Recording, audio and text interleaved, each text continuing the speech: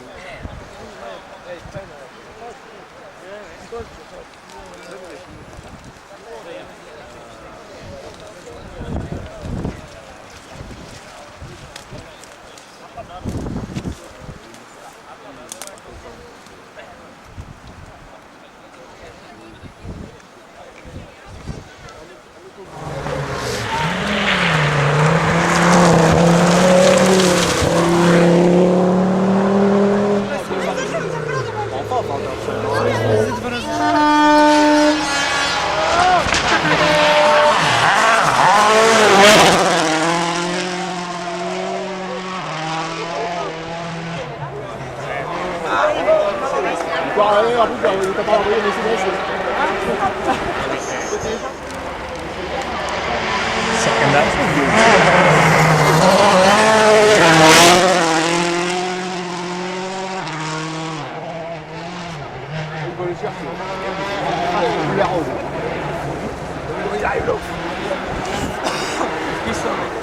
Allora,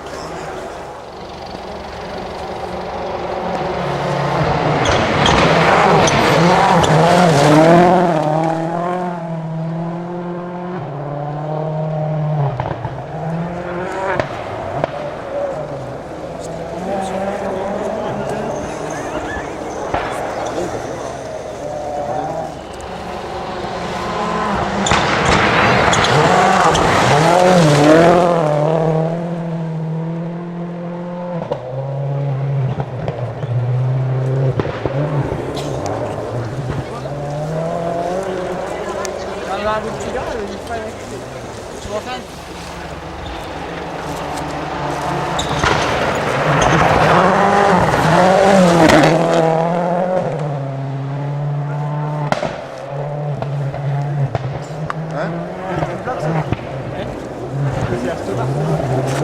Take some video.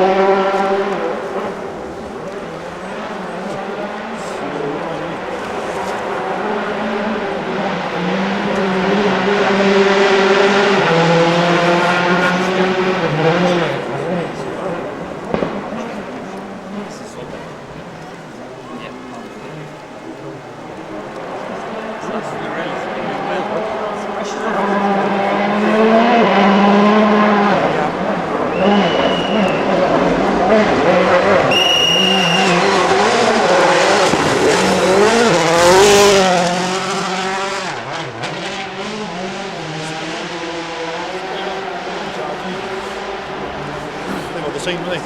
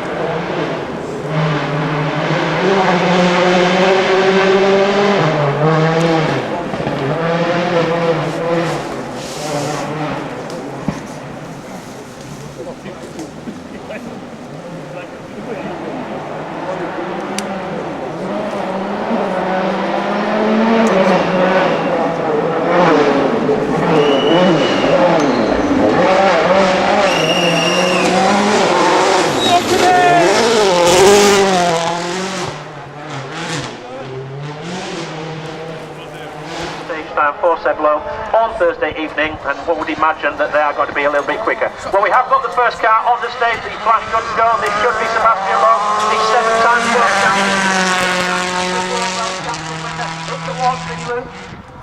And across the loop, there we go, and Seb Loeb on his way. Absolutely fantastic, spectacular as ever, Ryan. Yeah, spectacular but super smooth. You know, inch perfect there, just braking once, turns in, no wasted time at all.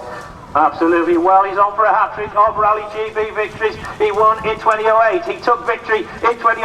Can he be the hat-trick for Super Seb? He bends it right-handed just on that back part of the stage. He comes back in towards the hospitality arena. Remember that time of 1 minute 16.1. We fully expected the better that. He comes through, throws it left-handed onto the brakes, in towards the right-hander.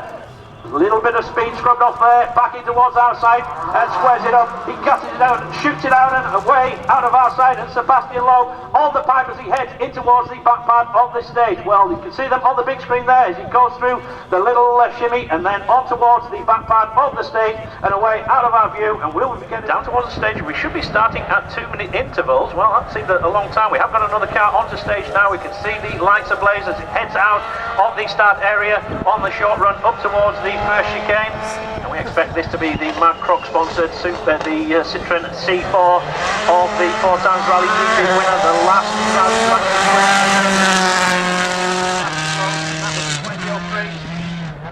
and it is indeed Peter Solberg, Mr. Hollywood. He's the crowd's favourite as he breaks in towards the right-hander that takes them then on towards the back loop, looking for that record-breaking 5th win. He and Hanno Mikkola tied on 4 Rally GB victories apiece. Can it be win number 5 for the driver out of Norway?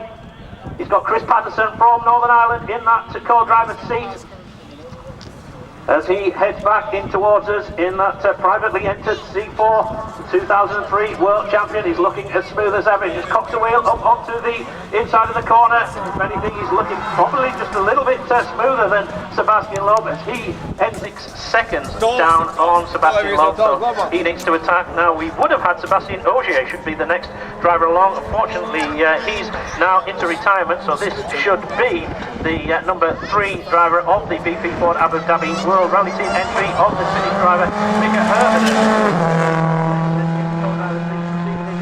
Car number 3 that blasts into the side. There it is, across, as he gets it a little bit sideways there, and again leaping in towards that left-hander as he then bends it through the chicane. The runner-up in the 2005 and 2008 and 2009 to Sebastian Loeb in the World Rally Championship. 12 rally victories to his name, and of course remember last year where he was leading the World Rally Championship, coming into this final round where he had a chance of beating Sebastian Loeb, and unfortunately he couldn't do it. Remember that infamous bonnet incident which flipped up and he had to stop and replace it.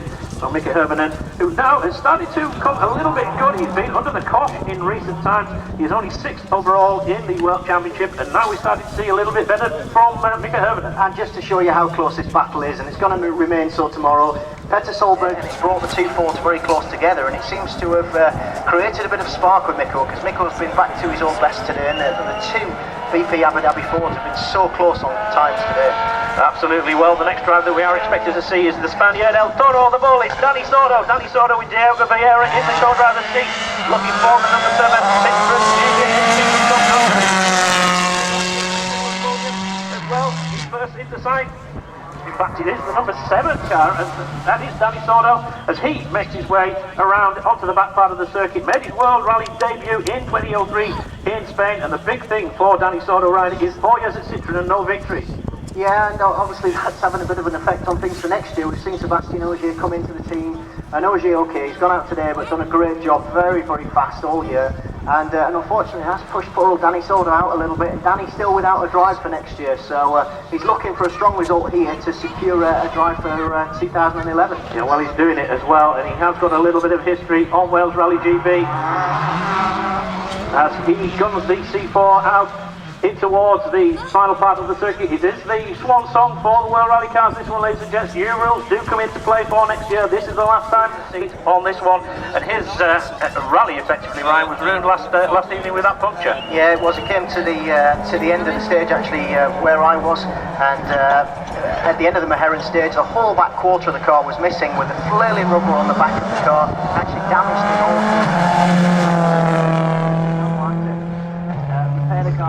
Yari had to repair the car at the end of the stage as he comes through there. Very spectacular sliding fastest, but Yari had to fix the car at the end of the stage himself. He's probably should be on his way very, very soon in the Stobart M Sport Ford entry, but it does run with a rather distinctive colour scheme on this one. This runs with the orange colour scheme, as Henning Solberg, it should be, makes his way on the run up towards the first chicane. As he hits the anchors into that one, and then away they go. They will have been making notes from the other evening just to try and tweak around about 80, 90, 100 miles an hour and across the ramp, and it is the number 6. He pulls up smoke off the skunk guard as he left-handed through the long left-hander, and as you rightly say, right, on gravel tyres, it's not ideal. No, it's car sliding about a little bit. Henning just having a couple of goes at the brakes as he... The 23-year-old Cumbrian from Cockermouth, he's had successive Wales Rally GB finishes now. He's looking for the next one. We'll just get the times for these on this one. And Jari-Matti Latvala 15.9, 1:15.9. That's a good time for Jari-Matti Latvala. Hermanen we got at 16.6, and Danny Sordo at 1:16.4. So still Matt Wilson. Here he comes. This should be the number 5 entry. There he goes. For Britain, ladies and gentlemen, let's hear it for Matt Wilson at Scott Martin as he breaks in towards the chicane, bends it right, and then shimmies left, and shoots it out in towards the back part of the stage. Still hundreds of Subaru road cars out there liveried up like the McRae cars, the Burns cars, and the Solberg cars of the bygone era, and it is a shame not to see Subaru in the sport at the minute, but you know, we've still got Mats Osberg out here on the Nordic Rally, and he's got the chance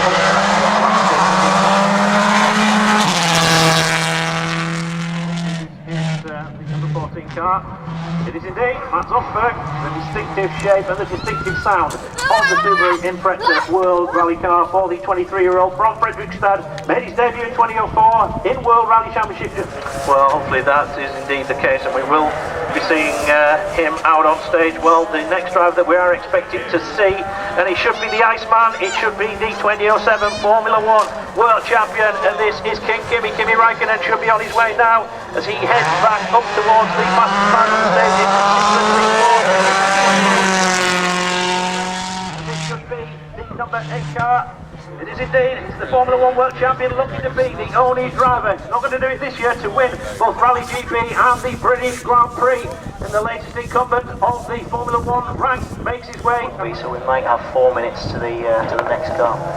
Looks as though there is the lights on there, and a car is certainly on its way, so we will assume that this is the number 12 entry of Khalid Al-Qasimi.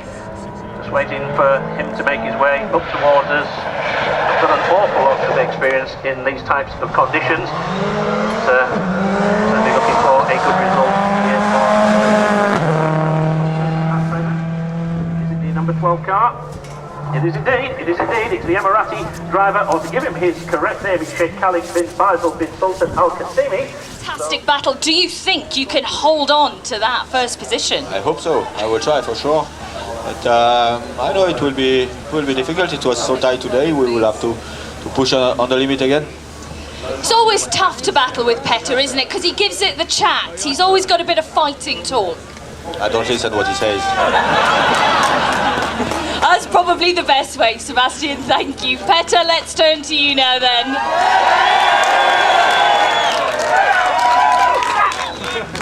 It's been a great day out there. You've been giving it a lot of chat all week, though, I have to say. You've been winding every single driver up, and now you're in second position with just under 5 seconds between you. What are you going to do tomorrow? I haven't been winding Sebastian up. Every driver, Petter. No. No, the day it's been an incredible day, and it's good to be back and fighting with Sebastian again properly. We had some chances early this year, but it's a little bit difficult with small details. But I think I'm in a good position tomorrow to be second on the road, to follow his splits and try to play the game a little bit. But okay, he have nothing to lose, and the car he's driving is actually his soon, so he have to take care of it, But my car, I paid for them, No, it's even weird. But basically, I have to think about my championship also, because even that is a massive thing and big thing for the whole team. And it's been a long year, and it's good to be back, on the podium again. But everything can happen. But I want to win. Well, that's what I was going to say to you.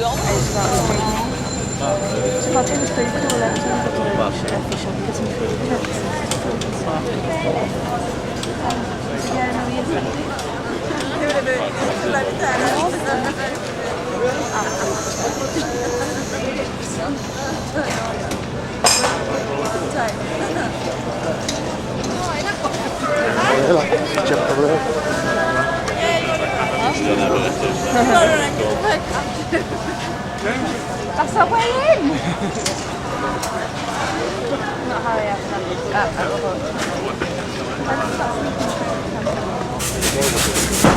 So I thought you wanted to do it.